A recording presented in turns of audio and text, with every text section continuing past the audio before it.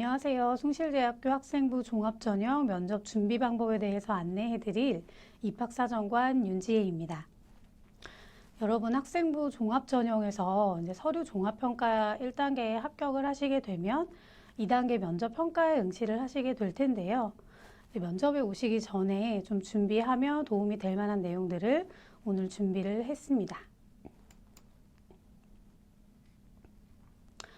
네, 학생부 종합전형 면접은 이제 몇 가지 특징이 있는데요. 먼저 이제 블라인드 면접으로 이루어집니다. 블라인드 면접은 이제 지원자의 성명, 수험번호, 학교 정보를 활용하지 않고 지원자를 평가하는 면접 평가 방식을 의미하고요. 그리고 이제 서류 기반 평가로 이루어집니다. 학생이 1단계에서 제출한 학교생활 기록부와 자기소개서의 내용을 기반으로 질문을 하는 이제 서류 기반 면접이라고 보시면 되겠습니다. 그리고 2대1의 개별 면접으로 이루어지는데요. 2명의 면접위원이 평가자로 입시를 하게 되고 지원자는 혼자 면접평가를 들어가게 되는 개별 면접의 방식을 취하고 있습니다. 그리고 마지막으로 지원자 1명당 10분 내외의 질문이 이루어지는 시각 면접이라고 보시면 되겠습니다.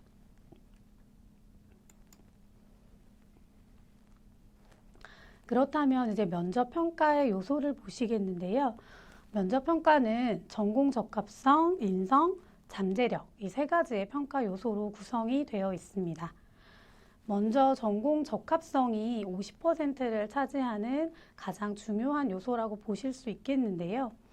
전공 적합성에서는 이제 전공에 대한 학생의 관심이나 이해 정도를 확인하고 기초학업 능력, 수학 능력을 평가하게 됩니다.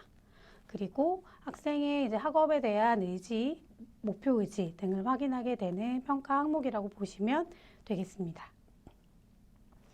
인성은 이제 25%를 차지하는데요.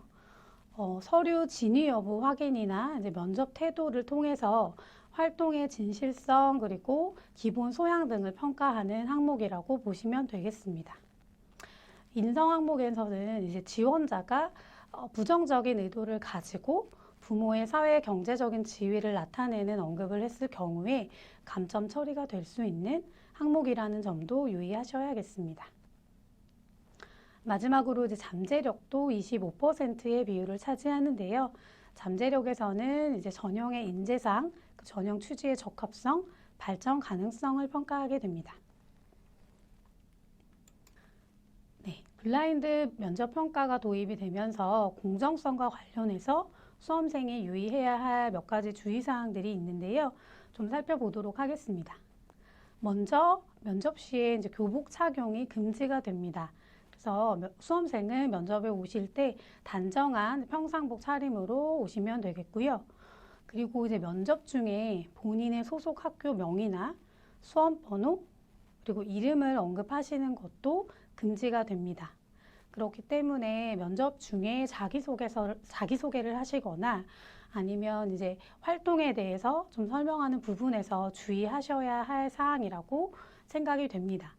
그리고 이제 면접 당일날 수험생은 이제 본인의 수험번호나 이름을 활용하지 않고 당일날 부여되는 가번호 명찰을 폐용하고 면접실에 입시를 하시면 되겠습니다. 그리고 마지막으로 이제 면접에서 지원자의 부모, 친인척을 포함해서 실명이나 직업, 직장, 직위, 직종 등을 언급하시는 것도 금지되기 때문에 유의하셔야겠습니다.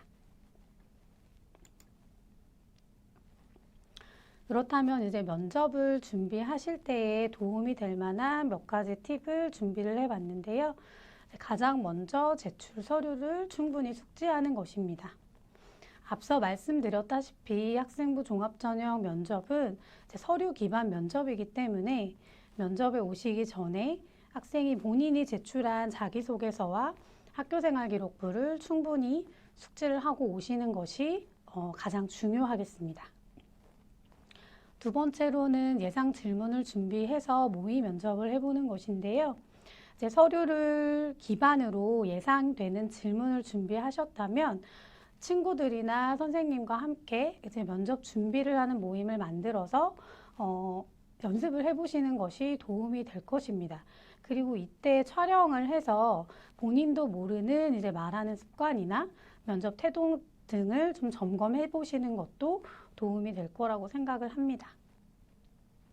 이제 마지막으로 전공 적합성의 질문을 대비하는 것인데요.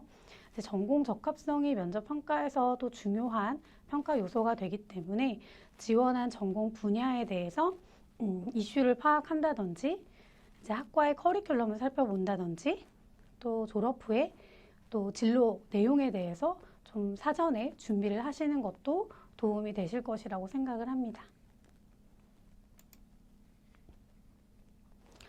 네, 마지막으로 면접에서 자주 나오는 질문에 대해서 좀 살펴보겠는데요.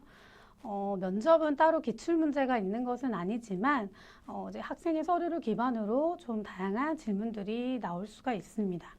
이제 가장 먼저 본인의 서류에 기재된 활동에 대한 질문이 있을 수 있겠는데요.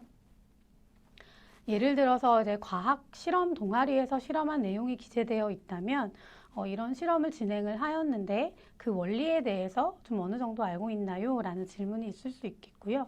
또 다른 예를 들어보면 이제 노인복지제도에 대한 문제점과 해결 방안에 대한 보고서를 썼다라는 내용이 있었다면 그 보고서의 내용과 결론에 대해서 좀 간단하게 설명해 보세요 라는 내용의 질문도 있을 수 있겠죠. 그리고 이제 두 번째로는 본인이 지원한 전공 분야에 대해서 좀 현재 알고 있는 이슈가 있는지, 그 중에서 본인이 특별히 관심 있는 분야는 무엇인지, 뭐 이런 질문도 있을 수가 있겠습니다. 그리고 세 번째로는 자기소개서 진로 계획에 본인은 이제 친환경 에너지에 대한 연구를 하고 싶다라고 언급을 했다면 친환경 에너지의 종류에 대해서 좀 설명을 해보세요.